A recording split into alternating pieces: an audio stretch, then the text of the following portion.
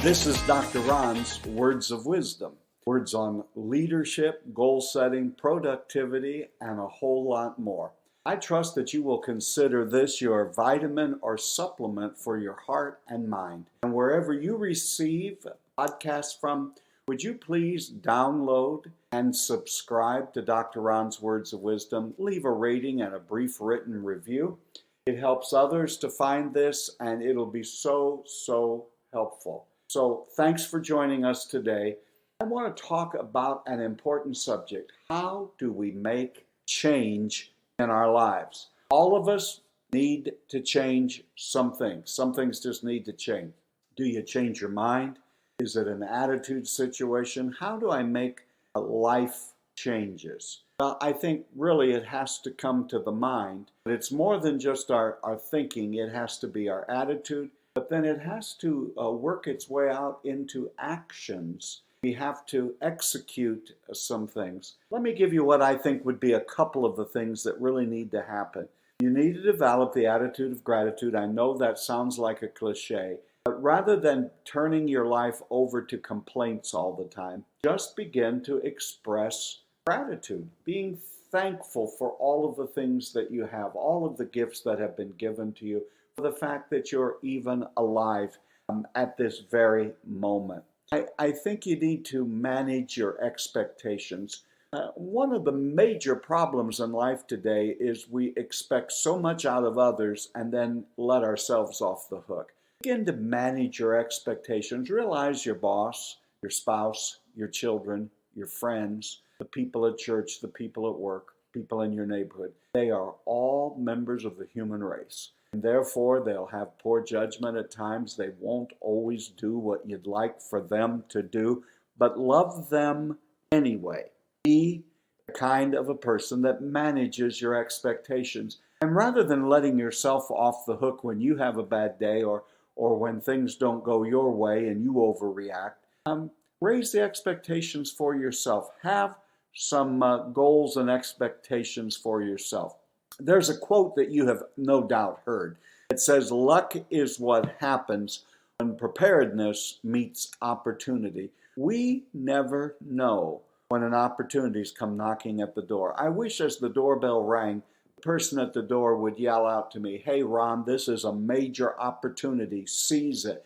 Pay attention. Unfortunately, most opportunities in life come disguised extremely poorly, as they come disguised as hard work.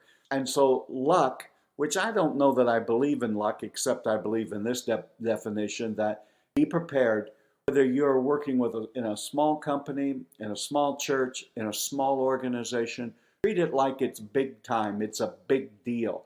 Make it a big thing.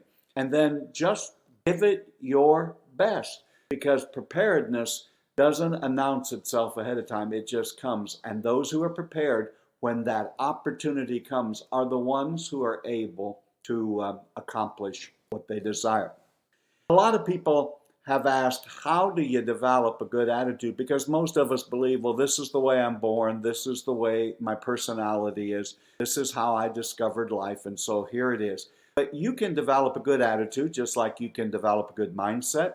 And you can train your body physically, emotionally. You can train your attitude as well. And you're going to ask, well, how would you exactly do that? Well, first of all, it's going to take practice. It's going to take feeding your mind with some positive messages. I'm a believer, as you know, so I would say it starts with Bible and prayer and asking God to give you a good attitude.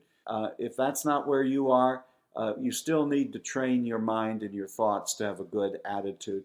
And if something brings out a bad attitude in most of us, it is usually centered around other people.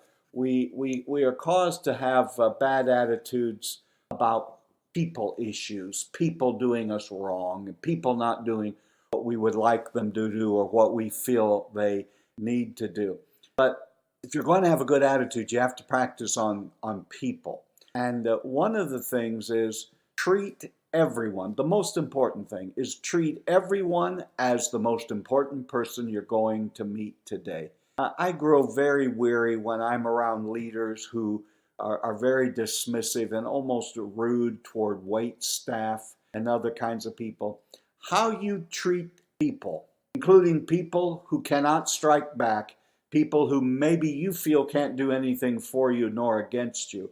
It is just so revealing about a person's character when you are nasty and dismissive and act like a smart aleck with the people who are trying to serve you. You should treat the people that serve you and everyone that you come in contact with as if they are the most important person you are going to meet that day. And if you were to ask, well, why is that? The number one reason why that is because it's true. Every person you meet is the most important person you're going to meet. My worldview tells me that everyone has been created in the image of Almighty God. Therefore, everyone is a significant and important person. And maybe what we need to do if we're going to change our attitude, and not maybe, exactly what you need to do, is to begin treating everyone, and I mean everyone, as if they are the most important person you have ever met. Why? Because that's how we should live. And the moment you begin practicing that with everyone you meet, it becomes a habit. You were not born brushing your teeth every day. You weren't even born with teeth. You had to develop the habit, and you have had that habit for so long now that it just comes natural to you. But long before it became a habit, you had to train yourself to brush your teeth. So form the habit. The habit works. Be friendly. Speak first. Don't wait for people to talk to you. Take the initiative. Not only should we have a positive attitude about everyone we meet, you should have a positive attitude about the tasks that are before you. If every task that you're about to do for you is nothing more than drudgery, then you're going to live a miserable life the rest of your life. And so if you want to change your attitude, here are a couple of things. Be the person you want to become. Maybe you're saying, I'm not really by nature a very positive person, and it's really a difficult thing for me. And right now, make up your mind you're going to become that kind of a person. And I've already mentioned it, but let's go over it. These three things. First of all, you have to change your thinking. Quit thinking you don't deserve it. You're not worthy. You'll never get ahead. The boss is always going to promote his cousin. I'll never get a raise. Get that out of your mind and begin to change your thinking.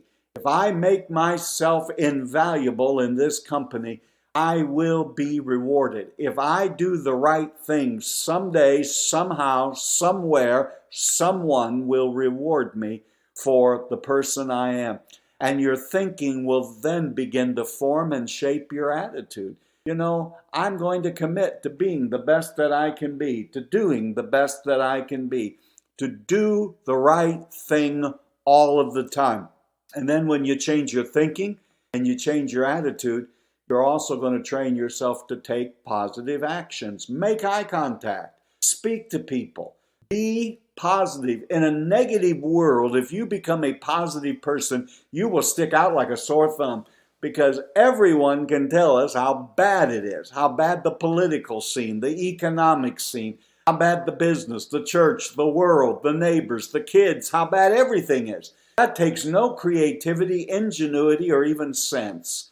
Everyone can do that. It takes a special person, and I believe those of you listening today, you are that kind of a person. Be positive. Believe the best. Believe that God wants you to be the best. Make a difference. Be an encourager. Become the person you want to become. Treat everyone today as the most important person you're going to meet. That's what leaders do. You know, there's certain things that everyone needs. And let's be the person who helps that person fulfill that need. Everyone desires to be recognized, for recognition. I'm not talking about blue ribbons at the ball game and an A for every report card. I'm just talking something as simple as recognizing a human being is there and speak to them.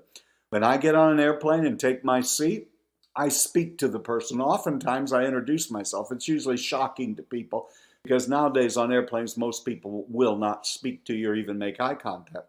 I refuse to become like everybody else. Now, I don't force myself, and I don't run a monologue for the entire plane trip. I have things that I may do as well. but I don't want to miss an opportunity, and I recognize that I'm not sitting next to no one. I'm sitting next to a person, and I recognize them. Leader, whether it's the custodian, whether it's the office help, wherever they are, everyone needs to be recognized as a valuable part of the team and a valuable human need. Everyone wants also to feel needed. I remember in one church, there was one man on our leadership team, and it seemed to me that no matter what I did, it was wrong. This wasn't right. I could do this better. I couldn't do this well, until the point I just felt like I never measured up. And I can't remember where I got this idea from, whether it was a book or I heard somebody say it, but regardless of where it was, I decided to try it. I went to that person the very next week. I had breakfast. I invited that person to breakfast. I looked him in the eye and I called him by name. And I said, I really need your help with this project. Is there any way you could see yourself clear to helping me? He jumped on it. He felt honored, evidently, that I would ask him. He did a tremendous job. He saw it through. He was creative. He worked hard. He did it with excellence. So it was a 2-for-1 for me. Not only did he do a better job than I could have done, or nearly anyone I know could have done, all of a sudden I became smarter in his eyes. Because when you ask someone to help you with something, you become somewhat vulnerable. You are indicating, I need your help. And it's hard for people to criticize people who need them. And that person has become, to this very day, a very, very good friend. Everyone needs to be needed. Quit being the Lone Ranger. Quit trying to do it all yourself. And help people by allowing them in to help you. Everyone wants to feel important, from the smallest child to the oldest person you meet. And we have a tendency in our society and culture to segment people. Well, little kids, they can't do anything. Older people, their day has come. Stop thinking like that. Everyone needs to feel important for one reason. They are important. And if you're going to change your mind and attitude in life, it starts with treating people the way they need to be treated. There's absolutely no excuse, leader, for you to bully people, run over people, not pay any attention to people, or carry on as if you're the only person in the organization that matters. Make everyone feel important. And the last thing that I'm going to say on that is everyone wants to be appreciated. Learn to say thank you. Growing up, I was told the magic words were please and thank you. And even today, they are still the magic words that we all must use. Please and thank you. Show appreciation to someone today. Listen, leader, if there's changes needed in your life, begin to change your mind, your attitude, your actions, and it will change your life. Be a person of gratitude. Be a person of high expectations. Be a person who is prepared so that when opportunity knocks on the door, you're ready, willing, and able. But more important than anything today is treat everyone you meet today and tomorrow and the future as the most important person you're going to meet, because guess what? They are. Give them recognition, understand that they are needed, and ask for their help. Make them feel important and appreciated. And when you do, you'll become the kind of leader God created you to be. You've been listening to Dr. Ron's Words of Wisdom. Words on leadership, goal setting, productivity, and a whole lot more. I trust today this has been a vitamin and a supplement for your heart and mind. Wherever you download podcasts, please subscribe to Dr. Ron's Words of Wisdom. And would you pass the word along to your friends? And today, leader, the good word is, and I'm leaving it with you, treat everyone you meet today and tomorrow and all of your tomorrows as the most important person in the world, because in fact they are, and they need you to love them, recognize them, appreciate them, and be their friend. You can do it, leader. This is Dr. Ron saying until next time, have a great and blessed week.